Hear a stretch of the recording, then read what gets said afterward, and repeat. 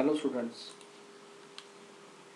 आज मैं आप लोग के लिए एक नया वीडियो लेकर आया हूँ जिसमें हम लोग फॉर लूप का यूज़ करके कुछ प्रोग्राम्स बनाएंगे।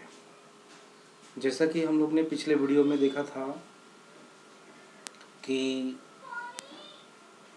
किस तरह से हम लोग लूपिंग का यूज़ करते हैं, लूपिंग क्यों यूज़ करते हैं और लूपिंग कितने तरह के होते हैं, पाइथन में कितने तरह के लूप्स अवेलेबल हैं और उस लूप को हम लोग कैसे यूज़ करते हैं, ये सारा जो हम लोग ने पिछले वीडियो में देखा था।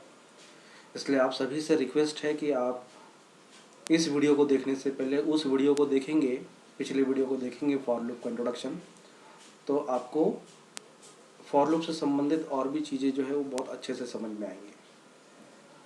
आगे भी मैं एक दो वीडियो और बनाऊंगा फॉर लूप का यूज़ करके जो थोड़े से कॉम्प्लिकेटेड प्रोग्राम होंगे। इसलिए ये बहुत ज़रूरी है कि आपको पाइथन का फॉर लूप का पहला वाला वीडियो वो ज़रूर देखना चाहिए। तो चलिए स्टार्ट करते हैं। सबसे पहले हम लोग जो असाइनमेंट पे प्रोग्राम था उसको हम लोग देखते हैं। Write a program to print all numbers up to 100। तो हम लोग कोडिंग करते हैं। बहुत आसान है, कुछ नहीं है, बस हमको थोड़ा सा पिछला वीडियो का कुछ इन्फॉर्मेशन हमको याद रखनी है। ठीक है, तो मैं यहाँ पर कमेंट लिख रहा हूँ और हमारा जो टारगेट है वो है program to print numbers up to 100। ठीक है, ये हमारा टारगेट है। चलिए अब क्या लिखेंगे, फॉर आई इन रेंज। अब ये हमको मालूम है कि कहाँ तक हमको नंबर को प्रिंट करना है, तो हमारी वैल्यू हमको मालूम है। ठीक है, अब यहाँ पर हम लोग क्या करेंगे, प्रिंट आई। अब मैं अगर इसको रन करता हूँ तो इसका आउटपुट क्या आएगा वो देख लीजिए पहले। इसको मैं यहाँ पर नाम दे देता हूँ फॉर वन।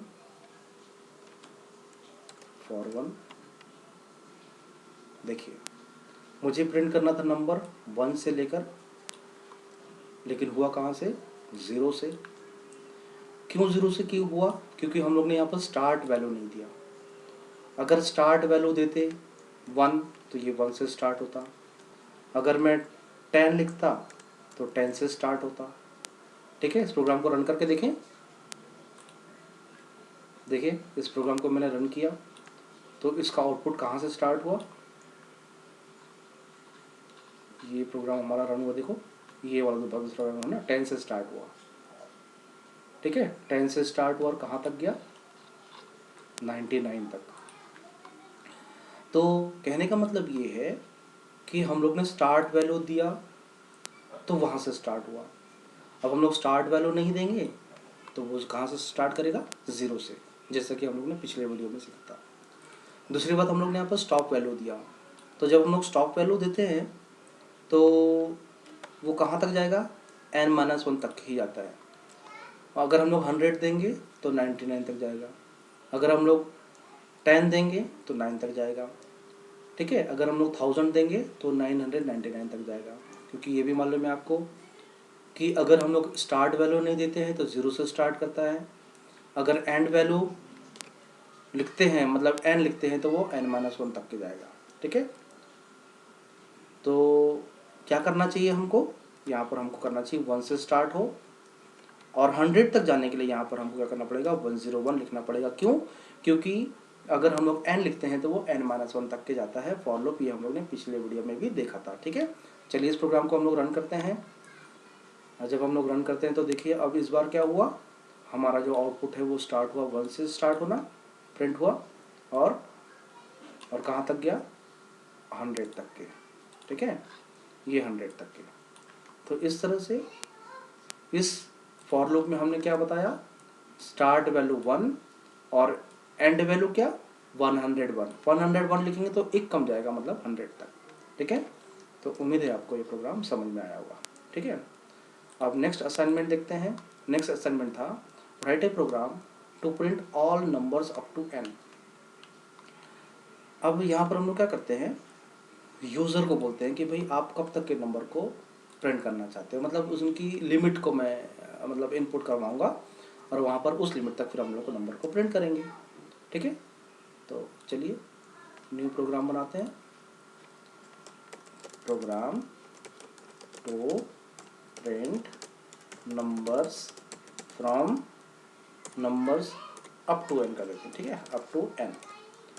चलिए n is equal to int और यूज़र को बोलते हैं एंटर योर लिमिट। यूज़र से लिमिट इनपुट करा दिया। अब लूप लगाएंगे फॉर आई इन। अब हम लोग क्या करेंगे, आई इन रेंज। अब हम लोग क्या करेंगे, 1 से स्टार्ट करेंगे। ठीक है, कहाँ तक जाएंगे, n तक के जाएंगे, क्योंकि यूज़र ने बोला है n तक के जाना है। अच्छा, अब n लिखूँगा तो n-1 मतलब एक वैल्यू कम जाएगा, इसलिए हम लोग यहाँ पर क्या कर देंगे n+1। तो अगर हम लोग 10 लिखेंगे तो 10 तक जाएगा। अगर हम लोग n+1 नहीं लिखेंगे और n ही रखेंगे तो अगर मैंने 10 बोला तो वो केवल 9 तक जाएगा। इसलिए हम लोग को यहाँ पर क्या करना चाहिए, n+1 लिखना चाहिए। अब यहाँ पर मैं लिख रहा हूँ प्रिंट आई। ठीक है, चलिए अब रन करते हैं, है ना, फॉर 2। देखिए एंटर योर लिमिट। अब मैंने यहाँ पर लिखा 5, तो कहाँ से स्टार्ट होगा, 1 से लेकर 4 तक के नहीं जाएगा, क्योंकि मैंने क्या लिखा है, n+1 लिखा है। अगर n लिखता तो 4 तक जाता, n+1 लिखा है, इसका मतलब है कि पूरे 5 तक जाएगा। ठीक है, तो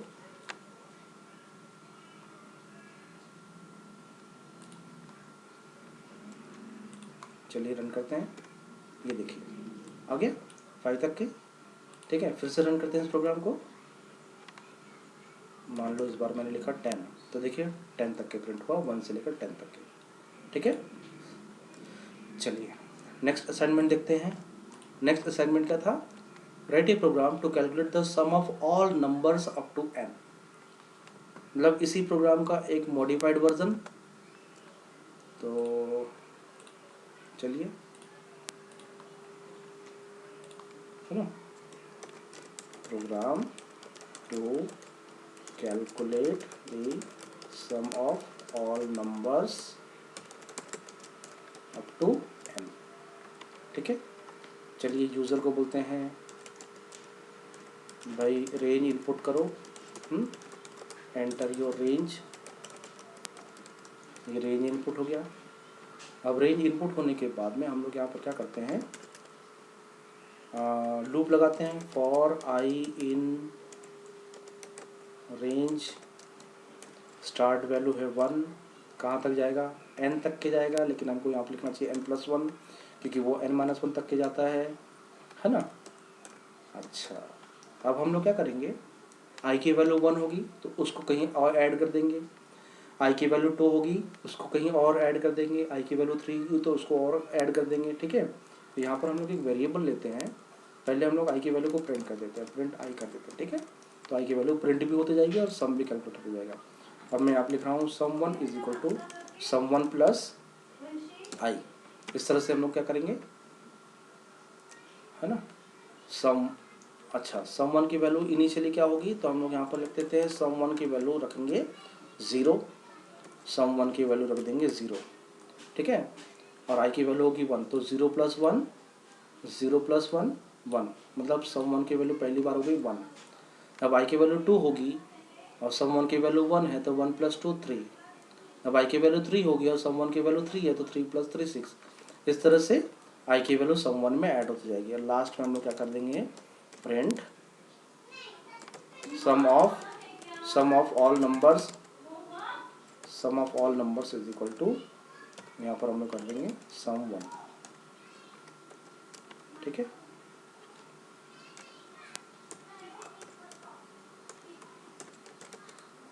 फॉर सम। अब इसको हम लोग रन करेंगे, तो एंटर रेंज, मान लो मैंने डाला 5 डाला, तो देखिए 1 + 2 3, 3 + 3 6, 6 + 4 10, 10 + 5 15। इस तरह से सारे नंबर्स का जो सम हो गया 15। ठीक है, तो आपको एक बार फिर से मैं समझा देता हूँ। n की वैल्यू हमने यहाँ पर इनपुट करवा दिया 5, सम 1 0 है, लूप लगा दिया 1 से लेकर 5 तक जाना चाहिए करके। फिर i की वैल्यू 1 होगी तो, और सम 1 की वैल्यू 0 है, तो i की वैल्यू 1 है तो 1 प्रिंट हो गया। और यहाँ पर सम 1 की वैल्यू 0 + 1, सम 1 की वैल्यू हो गई, सम 1 की वैल्यू हो गई 1। फिर i की वैल्यू जब 2 होगी तो सम 1 की वैल्यू 1 है, 1 + 2 3। i की वैल्यू 3 होगी तो सम 1 की वैल्यू है 3, 3 + 3 6। i की वैल्यू होगी 4, सम 1 की वैल्यू है 6, 6 + 4 10। i की वैल्यू 5 होगी, सम 1 की वैल्यू है 10, 10 + 5 15, सम 1 की वैल्यू होगी 15, प्रिंट कर दिया।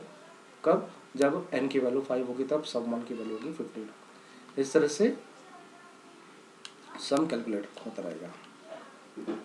चलिए नेक्स्ट असाइनमेंट देखते हैं। नेक्स्ट असाइनमेंट है write a program to calculate the factorial of an entered number.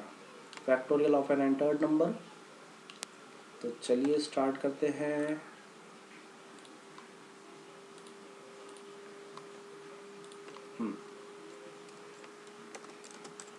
Programme to calculate the factorial of an entered number. ठीक है, चलिए पहले तो यूज़र से बोलते हैं भाई आप नंबर इनपुट करो, है ना, एंटर एनी नंबर। इसका हमको फैक्टोरियल कैलकुलेट करना है। अच्छा, फैक्टोरियल कैसे कैलकुलेट करते हैं वो मैं आपको लॉजिक पहले बता देता हूँ। मान लो n की वैल्यू यूज़र ने डाला 5, तो क्या होता, 1 × 2 × 3 × 4 × 5, टोटल कितना हो जाता, टोटल होता 120। मान लो यूज़र ने डाला n = 3, तो क्या होता, 1 × 2 × 3। इसका मतलब ये है कि n की जितनी भी वैल्यू रहे उतने बार हमको मल्टीप्लाई करना है।